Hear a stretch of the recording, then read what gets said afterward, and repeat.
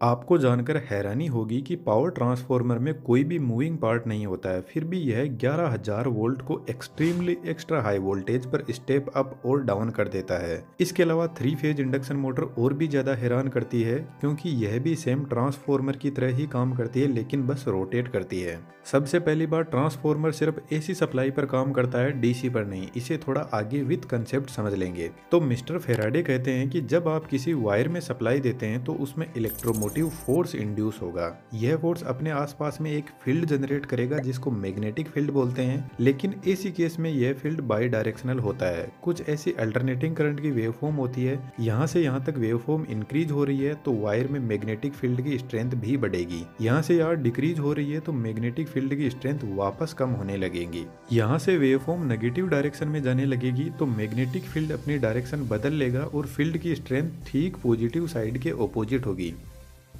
यदि कुछ ऐसी कोयल में एसी सप्लाई दी जाएगी तो इसमें मैग्नेटिक फील्ड कुछ इस टाइप का होगा जिसमें नॉर्थ और साउथ पोल भी जनरेट होंगे, लेकिन यह पोल बदलते रहेंगे अकॉर्डिंग टू वेवफॉर्म। यदि इसी कंडीशन में डीसी सप्लाई दी जाएगी तो कोयल का मैग्नेटिक फील्ड कांस्टेंट होगा, जिसकी वजह से यह कोयल एक स्ट्रॉन्ग मैग्नेट की तरह काम करेगी। इस कोयल को इंडक्टर भी बोल सकते हैं और डीसी सप्लाई में इंडक्टर शॉर्ट सर्किट हो जाता है, क्योंकि इसमें कोई फ्रीक्वेंसी होती ही नहीं है, इसलिए ट्रांसफार्मर डीसी पर ऑपरेट नहीं करते हैं। यदि पावर ट्रांसफार्मर में डीसी सप्लाई दी गई तो अपने आसपास में इतना स्ट्रॉन्ग मैग्नेटिक फील्ड जनरेट करेगा कि यह सभी चीजों को अपनी तरफ खींच लेगा।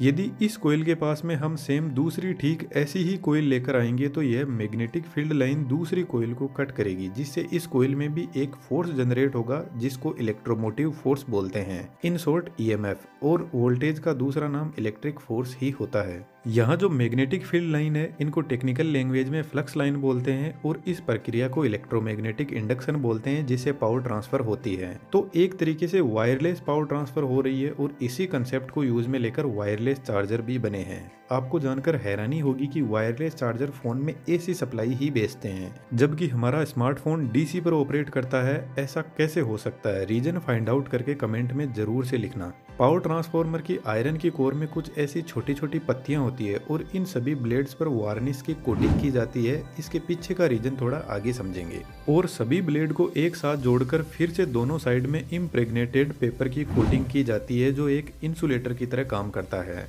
और उसके बाद में दोनों कॉइल को सेट किया जाता है। ट्रांसफार्मर की कोयल कोर को टच नहीं करती है। अब इन कोयल को हम प्राइमरी और सेकेंडरी वाइंडिंग कह सकते हैं। जब हम प्राइमरी वाइंडिंग में सप्लाई देंगे तो इसमें जो फ्लक्स लाइन इंड्यूस होगी उनको आयरन की कोर पाथ प्रोवाइड करवाती है सेकेंडरी वाइंडिंग तक पहुंचने के लिए, जिससे सेकेंडरी वाइंडिंग में ईएमएफ इंड्यूस होगा। अब अज्यूम करते हैं कि प्राइमरी वाइंडिंग में टोटल टर्न 100 है और सेकेंडरी वाइंडिंग में टोटल टर्न 50 है। यहाँ पर आप एक चीज अपने दिमाग में बिठा लो कि प्राइमरी वाइंडिंग में जो एक टर्न है उसमें जो ईएमएफ इंड्यूस होगा सेम टू सेम इतना ही ईएमएफ सेकेंडरी वाइंडिंग के एक टर्न में जनरेट होगा, क्योंकि जितनी फ्लक्स लाइन इस एक टर्न से निकल रही है उतनी ही तो सेकेंडरी वाइंडिंग के एक टर्न में पहुंचेगी।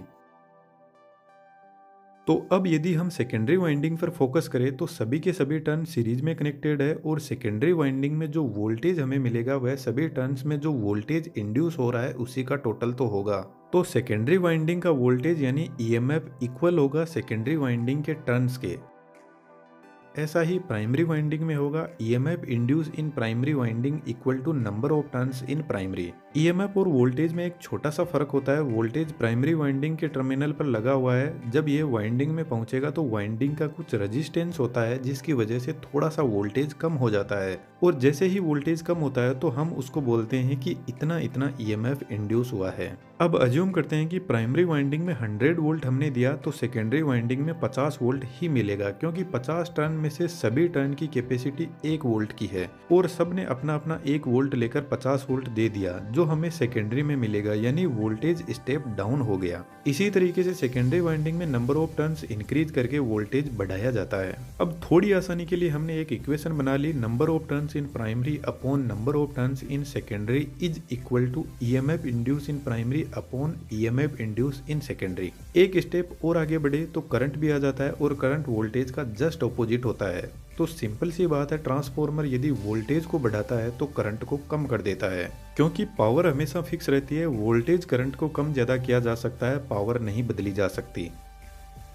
जब ट्रांसफॉर्मर में सप्लाई दी जाती है तो according to Faraday EMF induce होगा और ईएमएफ फ्लक्स लाइन भी जनरेट करेगा। इसके अलावा जो ट्रांसफॉर्मर की कोर है उसमें सर्कुलेटिंग करंट भी जनरेट होगा और इस सर्कुलेटिंग करंट को एडी करंट बोलते हैं, जिसकी हमें बिल्कुल भी जरूरत नहीं है। पानी में कभी ऐसी सिचुएशन बनती है कि कुछ ऐसा भंवर बनता है, ठीक ऐसा ही एडी करंट होता है जो कोर में घूमता है। इसलिए आयरन की कोर को सबसे पहले पतली पतली पत्तियों में डिवाइड किया जाता है, उसके बाद में एक एक ब्लेड को लेमिनेट किया जाता है। लेमिनेशन की थिकनेस 0.25 mm से 0.50 mm तक होती है। इसी लेमिनेशन की वजह से जो कोर का क्रॉस सेक्शन एरिया है वह रिड्यूस हो जाता है और एरिया का रेजिस्टेंस से इनवर्स रिलेशन होता है, जिससे रेजिस्टेंस बढ़ जाता है और रेजिस्टेंस आपको पता है करंट का दुश्मन होता है। तो इस तरीके से एडी करंट लॉसेस को रिड्यूस किया जाता है।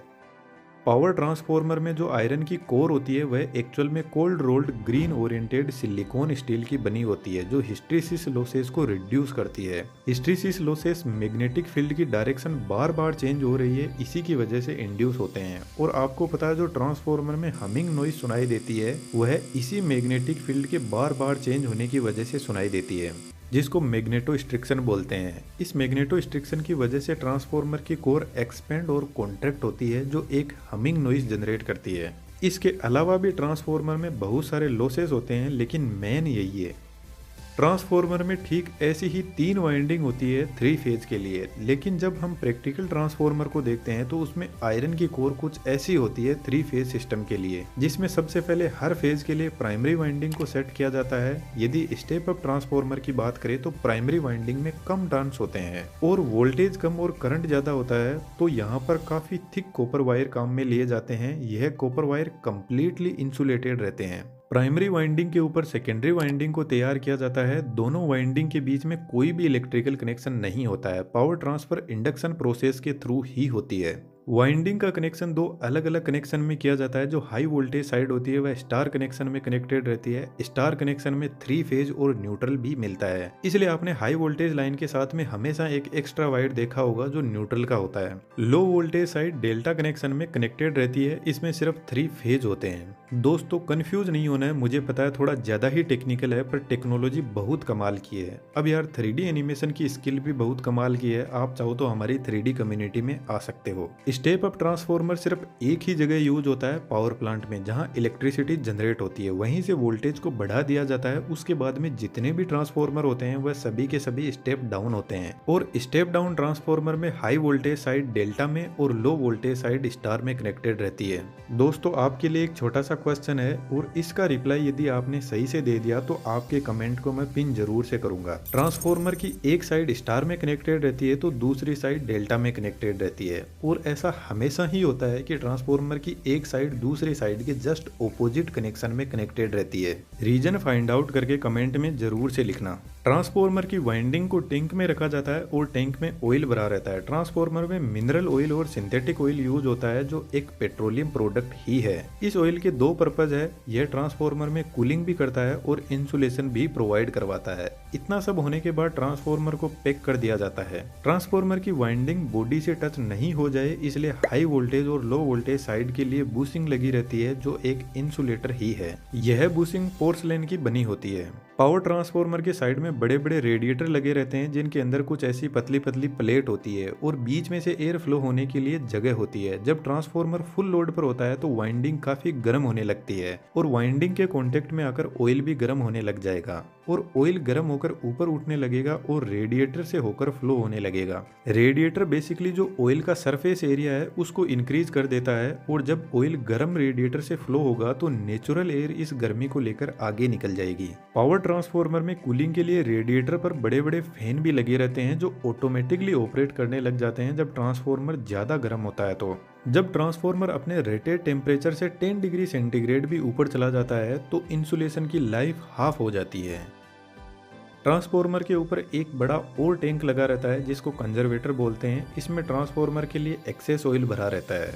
यह टैंक ऑयल से आधा ही भरा रहता है, क्योंकि जब ट्रांसफॉर्मर फुल लोड पर होता है तो ऑयल गर्म होकर एक्सपेंड करने लगेगा। तो ऐसी कंडीशन में ट्रांसफॉर्मर कहीं फट ना जाए इसलिए ऑयल एक्सपेंड होकर कंजर्वेटर में चला जाता है। कंजर्वेटर से एक डिवाइस और कनेक्टेड रहती है जिसको ब्रीदर बोलते हैं। तो ऑयल एक्सपेंशन की वजह से गैस बाहर निकलेगी, उसको ब्रीदर से एनवायरनमेंट में छोड़ दिया जाता है। लेकिन ब्रीदर का काम कुछ और ही होता है। जब ट्रांसफार्मर का तेल ठंडा होगा तो वापस कॉन्ट्रैक्ट होने लगेगा और ट्रांसफार्मर बाहर से हवा को अंदर खींचेगा। इस कंडीशन में एनवायरनमेंट के अंदर एयर में बहुत ज्यादा मॉइस्चर कंटेंट होता है और यह मॉइस्चर ट्रांसफार्मर के ऑयल में चली गई तो वाइंडिंग डैमेज हो जाएगी। इसलिए ब्रीदर में सिलिका जेल भरा रहता है जो मॉइस्चर कंटेंट को एब्जॉर्ब कर लेता है। कई बार ऐसा भी हो सकता है कि ट्रांसफार्मर ओवरलोड की वजह से वाइंडिंग इंसुलेशन डैमेज हो जाता है और ऑयल में बबल्स क्रिएट होने लगते हैं और इन बबल्स की वजह से ट्रांसफार्मर में बहुत सारी गैसेस इंट्रोड्यूस होती है और ट्रांसफार्मर टैंक का प्रेशर बढ़ने लगता है। तो कंजर्वेटर और ट्रांसफार्मर टैंक के बीच में एक रिले लगी रहती है जिसका नाम बखोल्स रिले है। यह रिले पूरी की पूरी ऑयल से भरी रहती है और इस रिले के अंदर एक ट्यूब होती है जो एक एंगल पर कुछ इस तरीके से सेट रहती है और इसके अंदर मरकरी भरा रहता है और मरकरी आपको पता है एक कंडक्टिंग मेटल है। तो ट्रांसफार्मर टैंक में प्रेशर बढ़ने की वजह से टैंक में गैस जनरेट हो रही है, वह इस रिले में आने लगेगी और ऑयल धीरे धीरे कम होने लगेगा। इस प्रेशर की वजह से यहाँ पर लगा फ्लोट भी स्ट्रेट होने लगेगा जिसकी वजह से फ्लोट से जुड़ी मरकरी इन दोनों कॉन्टेक्ट के बीच में कनेक्शन बना देगी और एक जबरदस्त अलार्म बजने लगेगा। अलार्म को सुनकर जीएसएस में बैठा हुआ जूनियर इंजीनियर ट्रांसफार्मर को ट्रिप कर देगा। लेकिन मान लो कि अलार्म काम ना करे तो बखोल्स रिले के अंदर सेम ऐसी ही एक ट्यूब और होती है। तो जब सीवियर फॉल्ट होता है तो गैसियस प्रेशर बढ़ने की वजह से ऑयल और नीचे आने लगेगा और यह स्विच भी एक्टिवेट हो जाएगा ठीक ऊपर वाले जैसे ही। इस स्विच का काम है ट्रांसफार्मर के पास लगे सर्किट ब्रेकर को सिग्नल भेजना जिससे सर्किट ब्रेकर ही ट्रांसफार्मर को ट्रिप कर देगा। एक वर्स्ट सिचुएशन और लेकर चलते हैं, मानकर चलते हैं कि सर्किट ब्रेकर भी ऑपरेट नहीं हुआ और टैंक के अंदर जबरदस्त ऑयल का प्रेशर क्रिएट हो गया। यदि यह टैंक फट गया तो ऑयल काफी गर्म है और काफी दूर में फैल जाएगा जिसकी वजह से फायर को बुझाना बहुत मुश्किल हो जाता है क्योंकि यह ऑयल एक पेट्रोलियम प्रोडक्ट ही है और एक 400 केवीए ट्रांसफार्मर में 450 लीटर ऑयल भरा रहता है। तो टैंक के ऊपर एक एक्सप्लोजिव वेंट लगा रहता है जिससे ऑयल जिस तरीके से हमारे घर में कुकर ऑपरेट होता है ठीक उसी तरीके से यह ऑपरेट होगा और हाई प्रेशर को बाहर रिलीज कर देगा। लेकिन जो पावर ट्रांसफार्मर होता है उसमें एक एक्स्ट्रा फीचर और होता है, ट्रांसफार्मर के पास में ही जमीन के अंदर टैंक बनाए जाते हैं। तो ऐसी कंडीशन में ऑयल ट्रांसफार्मर टैंक से इन्हीं टैंक के अंदर चला जाएगा और ट्रांसफार्मर ट्रिप हो जाएगा।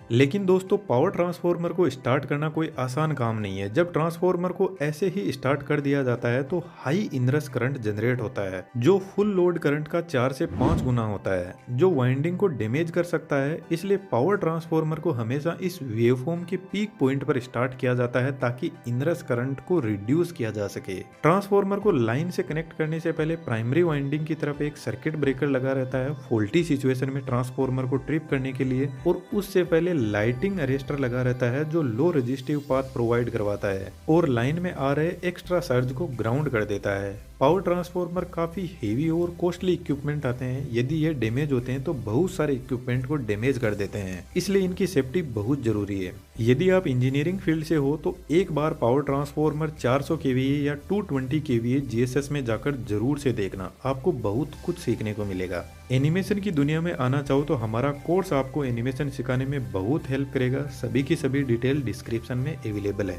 हमारी कोशिश है फ्यूचर में और भी अच्छे वीडियोस लाने की, तो सब्सक्राइब करके लाइफ अड्डा के परमानेंट मेंबर बन सकते हो। Thank you.